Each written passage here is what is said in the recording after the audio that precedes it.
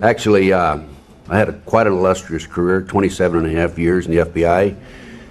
And in those 27 and a half years, I had 13 assignments, so I moved around the country. The only part of the country I never did live in was really the extreme northeast U.S. So also during my career, I handled just about everything. I was counter-espionage, counter-terrorism in New York and Connecticut, and I negotiated with some skyjackers at Philadelphia International Airport for 2.5 hours, July the 12th, 1972.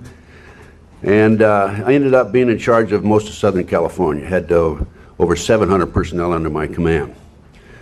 I personally investigated the Oklahoma City bombing case, huge cover-up. Jack Kennedy's assassination, huge cover-up. Bobby Kennedy's assassination, huge cover-up. World Trade Center, huge cover-up. Okay, terrorism. They're using it as an excuse to take away our constitutional rights and our civil liberties. The Bilderbergs. I'm Ted L. Gunderson, a 27-year veteran of the FBI who retired in March of 1979.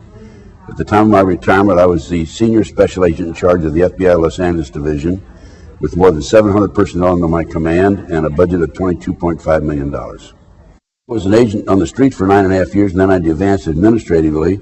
I was a supervisor, and then I was number 2-man in Connecticut and Philadelphia, and assistant special agent in charge was the title. And then I became a chief inspector, and then I was agent in charge in Memphis, Dallas, and the senior special agent in charge in Los Angeles, because I had 3 other special agents in charge under me and 24 supervisors under them. I have information chiseled in stone, documented, that the FBI had advanced knowledge about 911 and did nothing to prevent this from occurring. And this is atrocious, it's unbelievable, having been a former FBI agent myself, and it's very obvious that this whole thing is being orchestrated by the powers that be at the highest level of our government, and I want the world to know about it.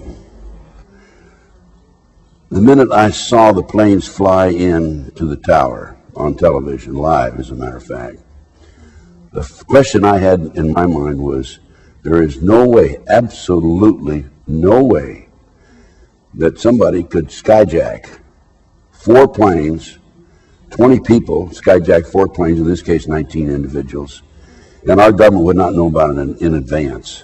We have, the U.S. government, the most advanced intelligence techniques of anybody in the world, and you'll never convince me we didn't have advanced knowledge about what was going on. We saw the airplanes go in, and it's also a question about whether they're remotely controlled. I don't know about that. I hate to comment on something where I have no documentation, but there's much more to this story than has come out so far. You will never in a million years convince me that those buildings, those towers, collapsed because those planes hit them. I'm confident that they were imploded. As a matter of fact, there were seismograph readings they think from the basement, 2 of them, about the time that the buildings collapsed. There were also molten steel that was in the basement, which is a very high temperature for melting steel, and those planes hit above the 80th floor, so there's no way that airplane fuel could have dropped down that low. Also, there were fires that burned in the basement for some 100 days afterwards. So there's some implication, and there's some finagling, there's some maneuvering, as far as I'm concerned, and there are many, many more people involved in this than these so-called skyjackers and terrorists.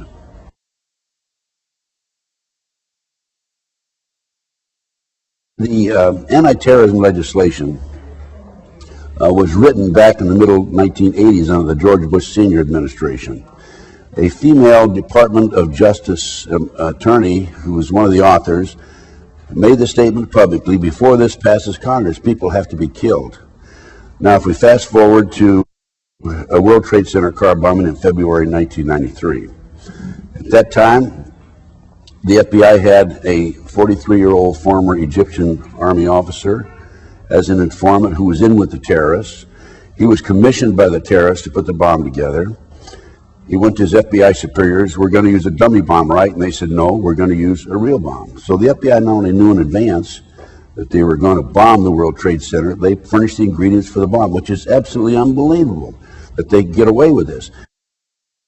What's unbelievable about it is this was actually printed in the New York Times on October 28, 1993. But they got away with it. And if I was a congressman or senator, I would demand an investigation. Why would the FBI furnish the ingredients for the bomb that brought down or that had damaged the World Trade Center in February 1993? We had 6 people killed there. We had 1,000 people injured. We had a total of 6 citizens who died in the February 1993 World Trade Center car bombing. We had $1,000 worth of 1,000 individuals were injured. We had $500,000 in damage. But there weren't enough people who died to pass the anti-terrorism legislation. So now we fast forward to May the 19th, April the 19th, 1995, Oklahoma City bombing. We had 169 people who died, probably 169 because there was one leg they never did identify. And a year later, the anti-terrorism legislation passed. Now, it wasn't tough enough. I can't prove that there were explosives that were placed in the World Trade Center in the 9/11 situation. However, from what I've seen, an expert on implosions from Albuquerque, New Mexico, that worked for the government as under government contract, stated immediately afterwards that the buildings were imploded. And then he retracted his statement and said, well, maybe they were, maybe they weren't. But basically, now he's saying that they weren't imploded. But other experts who have looked at the pictures say that the buildings were imploded. I think that in order to implode those buildings, there had to be implications, government implications or involvement in placing these charges. I mean, that was a tremendous project. I mean, I don't know how many people would be involved in it. Going back to Oklahoma City, an inside investigator told me there were at least 11 other people involved in the Oklahoma City bombing. Now, if you have 11 other people involved in Oklahoma City, you're going to have 3 or 4 times that involved in the World Trade Center situation.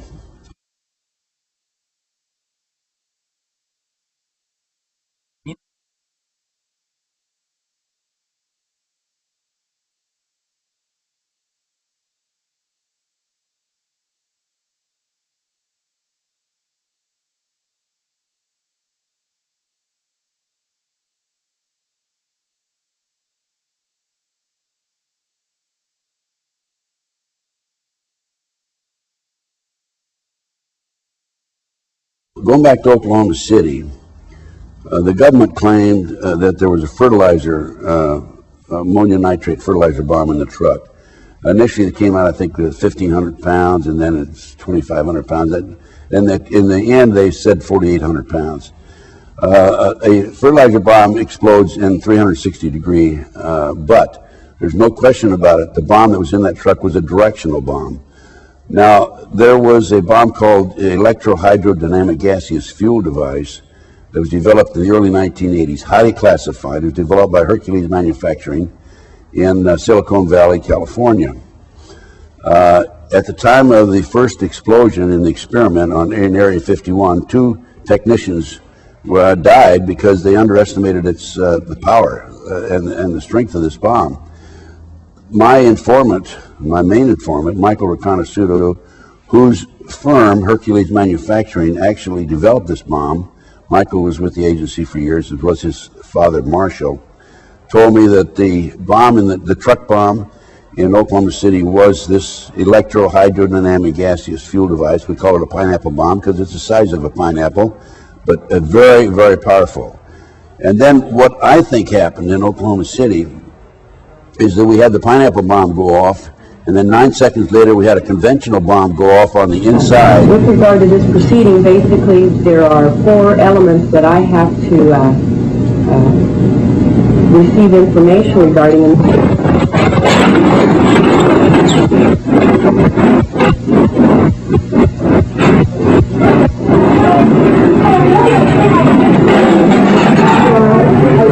Everybody, let's get out of here. Now, what's the electricity line? What's the light? What's the light? Yeah. On the main door. All the way to the right.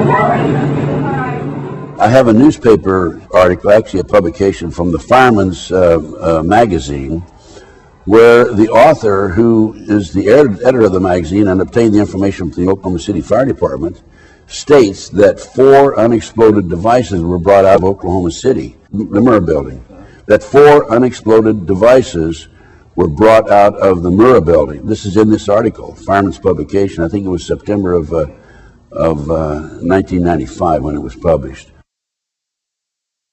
Now, if that's the case, then you had 5 conventional bombs planted on the inside, and you had the barometric bomb, or the pineapple bomb, in the truck.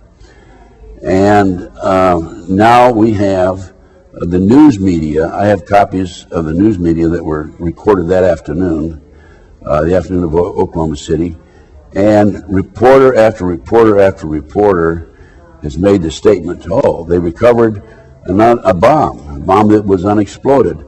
One of them is specifically said, they recovered a bomb, and now we're going to know where the bombs came from because it has U.S. Army written on the side, stenciled on the side.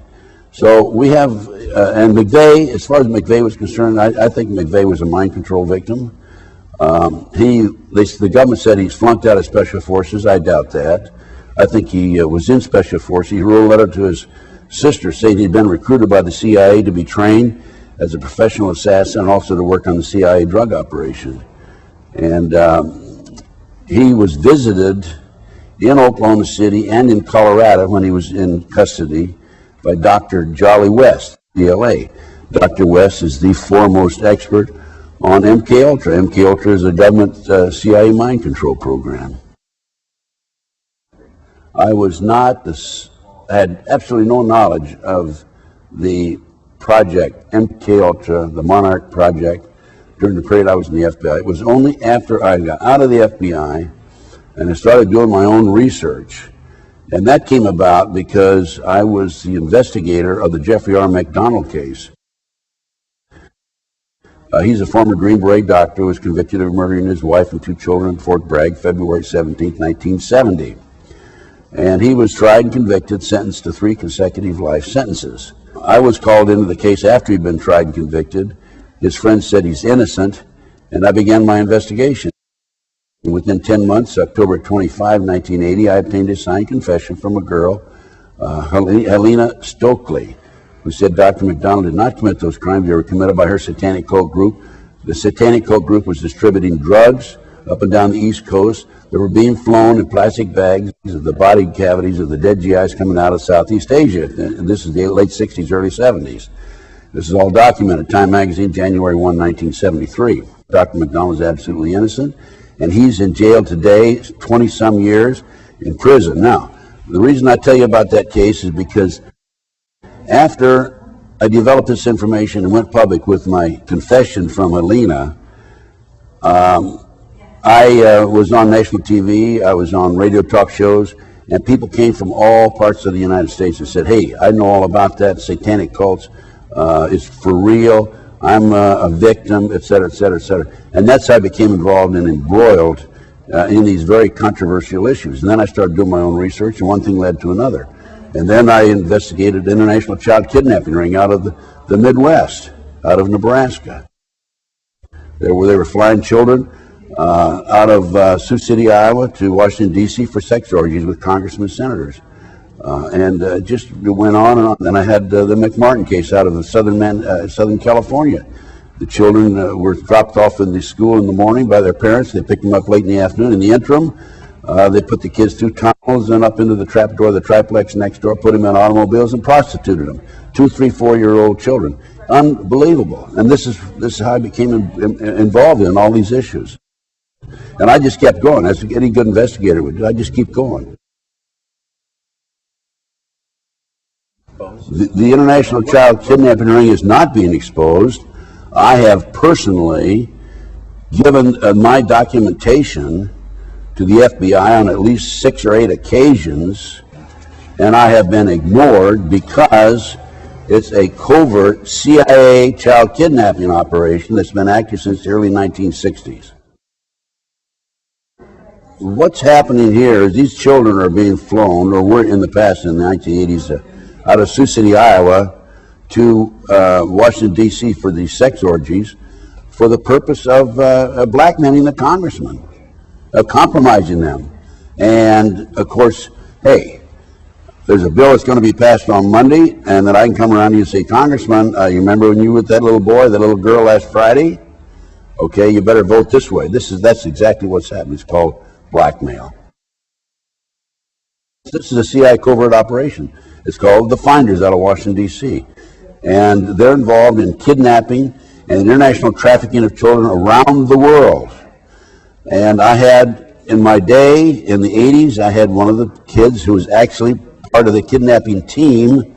When he was 10, 11, 12 years old, they would put him out as a decoy in the parks or shopping malls and so forth, and to attract the kids his age over near the car, and then the adults would grab the children and be off with them. One little kid was a 12-year-old newspaper boy named Johnny Gosch out of West Des Moines, Iowa. Johnny Gosch was kidnapped, and back in 1982, he was taken in, used as a sex slave. Later, he and another kid escaped. They stole a car and escaped, and Johnny Gosch is in hiding right today, by the way.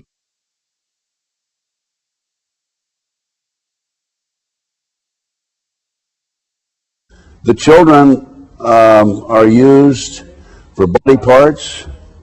They're used for satanic ceremonies, human sacrifices. They're used as sex slaves.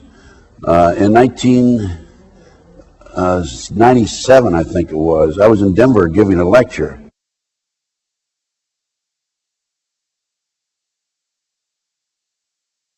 I had a tip from an airline employee that 210 children flew out of Denver to New York and then on to Paris, France.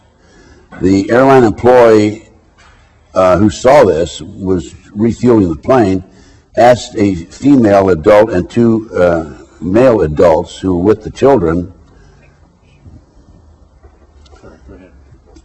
asked a female adult and two male adults who were with the children, who are these kids? And the woman says, Child Protective Services, mind your own business. And that man, by the way, has disappeared. I also had a tip from an airline employee, a flight attendant out of Los Angeles, that a plane load of kids, children, was flown to Paris, France. Paul Benassi, my informant inside the Nebraska case, who was part of the Child Network, told me that some of these kids are auctioned off. He's attended 6 such auctions. As few as 6 and as many as 36 children were auctioned off at these various auctions. The children sell for up to $50,000 each, sometimes more. The ages are 2 to 21. The kids stand on a stage in their underwear with a number across with the string around their neck and a number on a cord, on a piece of cardboard, and the people in the audience bid on them, just like bidding on an automobile. This is going on right under our nose. I've given this to the FBI and demanded investigation. I gave the latest complaint I filed is in writing as of November of this last year. I just keep pumping it over to them, keep giving it to them. And I have a U.S. Customs report that documents this.